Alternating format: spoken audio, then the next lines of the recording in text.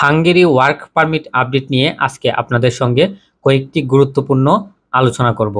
সম্মানিত ভিউয়ার্স, অনেকের পছন্দের তালিকার মধ্যে ইউরোপের সেনজেনভুক্ত দেশগুলোর মধ্যে হাঙ্গেরি সবার প্রথমে থাকে। তো অনেকেই হাঙ্গেরিতে ওয়ার্ক পারমিট ভিসায় আবেদন করে থাকেন, আবার অনেকেই চাচ্ছেন যে হাঙ্গেরি ওয়ার্ক পারমিট ভিসা নিয়ে হাঙ্গেরিতে ভালো একটি জবে যাওয়ার জন্য। আবার অনেকেই দীর্ঘ অনেক দিন ধরে আপনার চেষ্টা করছেন হাঙ্গেরিতে যাওয়ার জন্য, এই এজেন্সি থেকে ওই এজেন্সি, একটা থেকে আরেকটা, এই করতে করতে অনেকেই আপনারা 1 বছর, 2 বছর, 6 মাস, 3 বছর সময় লস করে ফেলেছেন, কিন্তু এখন পর্যন্ত হাঙ্গেরি ওয়ার্ক পারমিট ভিসায় যেতে পারেননি বা হাঙ্গেরি ওয়ার্ক পারমিটটাই আপনারা পাননি। সুতরাং তার সমাধান নিয়েই হচ্ছে আজকের আমার এই ভিডিও। কিভাবে আপনারা দ্রুত সময়ে এবং সঠিক আবেদনের মাধ্যমে হাঙ্গেরি ওয়ার্ক পারমিট ভিসা নিয়ে যেতে পারেন সে সম্পর্কেই আলোচনা করব। তবে তার আগে আরেকটা গুরুত্বপূর্ণ তথ্য এবং আলোচনা আপনাদের সামনে করতে চাই, সেটা হচ্ছে যারা হাঙ্গেরি ওয়ার্ক পারমিট ভিসার জন্য বিভিন্ন এজেন্সিতে ফাইল জমা দেওয়ার জন্য চিন্তা ভাবনা করছেন, অবশ্যই আপনারা একটা ভালো এজেন্সিতে আপনাদের ফাইলটি প্রসেসিং এর জন্য দিবেন।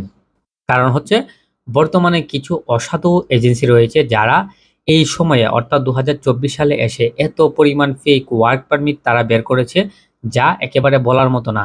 অর্থাৎ আপনার যদি 100টা পারমিট বের হয়, তার মধ্যে 90টা পারমিটই হচ্ছে ফেক অথবা সাপ্লাই কোম্পানি থেকে পাওয়া পারমিট। তো সেই পারমিটগুলা কারা বের করছে? বিভিন্ন এজেন্সি বা বিভিন্ন দালালের মারফত হচ্ছে এই পারমিটগুলা বের হচ্ছে।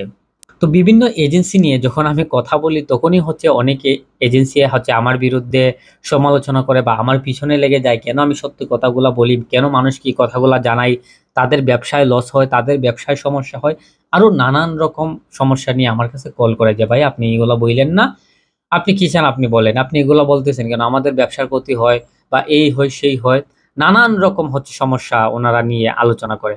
এখন আমার মূল কথাটা কি? আমার মূল কথাটা হচ্ছে যে মানুষ কিভাবে উপকৃত হবে, অর্থাৎ আপনারা যারা রয়েছেন হাঙ্গেরিতে যাবেন তারা কিভাবে উপকৃত হবেন আমার মাধ্যমে, আমি কিন্তু সেই চিন্তাই করি।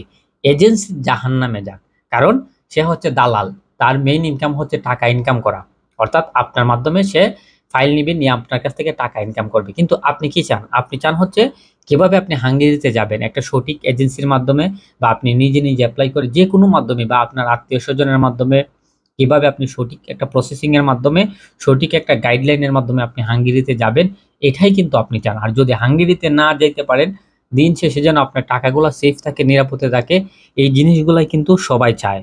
তো সেই জিনিসগুলো চিন্তা করে এবং তার ধারাবাহিকতার উপর নির্ভর করেই কিন্তু আমার আজকের ভিডিও। কারণ আমি এতদিনে আমার অভিজ্ঞতায় আমি যে জিনিসগুলো বুঝতে পেরেছি যে বাংলাদেশের ম্যাক্সিমাম এজেন্সি হচ্ছে এখন দালাল। অর্থাৎ আপনার কাছ থেকে ফাইল নিবে, নিয়ে 6 মাস, 7 মাস, 8 মাস, 1 বছর ঘুরাবে, আপনার ফাইল আপনাকে ফেরত দিয়ে দিবে। ফাইল দেওয়ার সময় 20,000, 30,000 যত পারে আপনার কাছ থেকে কেটে রেখে দিবে।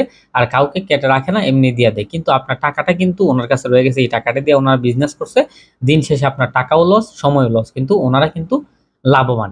সেই কারণেই আপনাদের বলছি, যারা বর্তমানে হাঙ্গেরিতে ফাইল জমা করবেন, অবশ্যই জেনে বুঝে ভালো একটা এজেন্সিতে ফাইলগুলা সাবমিট করার চেষ্টা করবেন। আর অবশ্যই যারা পারমিট পেয়েছেন, আপনাদের পারমিটটি অন্ততপক্ষে এম্বাসিতে জমা করার আগে চেক করে নেবেন যে যে কাগজপত্রগুলো আপনাকে কোম্পানি দিয়েছে বা এজেন্সি দিয়েছে সেগুলা রিয়েল কিনা, সেগুলো অথেন্টিক কিনা। যদি হয় তাহলে আপনি পারমিট বা আপনার কাগজপত্র এম্বাসিতে জমা করেন, না হলে কইরেন না। এটাই হচ্ছে আপনাদের মূল লক্ষ্য। আর যারা নতুনভাবে ফাইল জমা করবেন, অবশ্যই ভালো কোনো এজেন্সিতে ফাইল জমা দেওয়ার চেষ্টা করবেন, না হলে কিন্তু অন্যদের মতো আপনাকেও কিন্তু দিন শেষে ঘুরতে হবে 1 বছর, 2 বছর, অতএব আপনিও কিন্তু ক্লান্ত হয়ে পড়বেন।